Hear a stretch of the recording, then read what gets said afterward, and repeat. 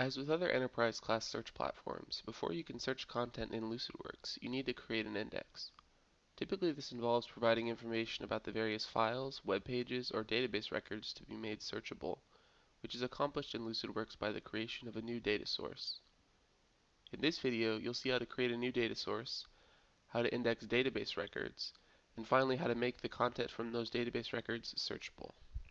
Now there is just one technical prerequisite to watching this video. In order to index content, LucidWorks needs the correct JDBC driver to be loaded to connect to your database.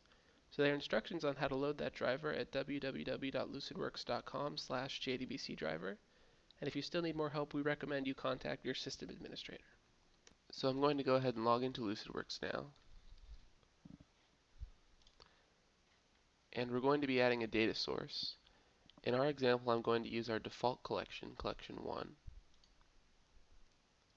Once you're inside the collection that you want to add your new data source to, just click on Manage Data Sources.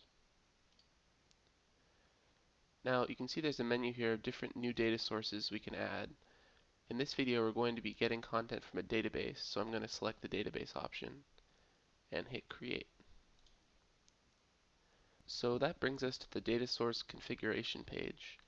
The first thing I'm going to do is give this data source a descriptive name. The database table that I made for our example is full of different authors and titles, so I'm going to call this data source Books. Now this next part, the URL, is really dependent on the exact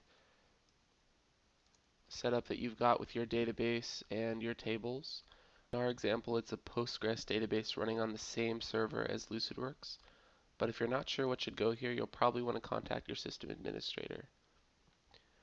Now this driver option, like I mentioned in the slide just before we logged into LucidWorks, if you don't know how to set this up, either go to the page in the LucidWorks wiki that's linked from that slide, or ask your sysadmin about how to upload the correct JDBC driver to LucidWorks. Once that's done though, you'll see the option here that you need. In our case, for Postgres, it's org.postgresql.driver. Now the username is the username for your database, and the password is that user's name's password. And so next we need to put in the appropriate SQL select statement.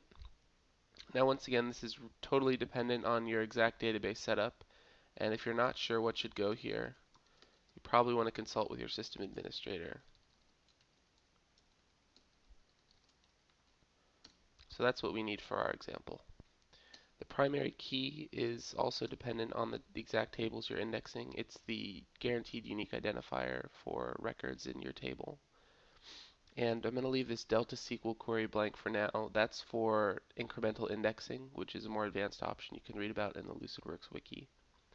With these options set, we're ready to go ahead and hit Create Data Source.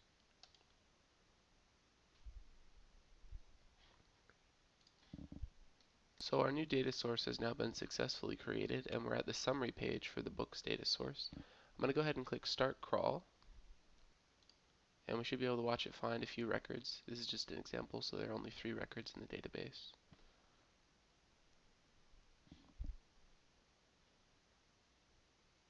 And we see that it's telling us that it started crawling and now it's finished.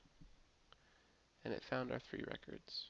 If you see something different here, there could be a problem with your select statement or your database permissions that we filled out on the last page. So you'll want to click Edit Settings and fix that. But once you've successfully crawled your database, the easiest way to test search is just to click on the Search tab here at the top. And I'll type in something that I know is in the records we just indexed.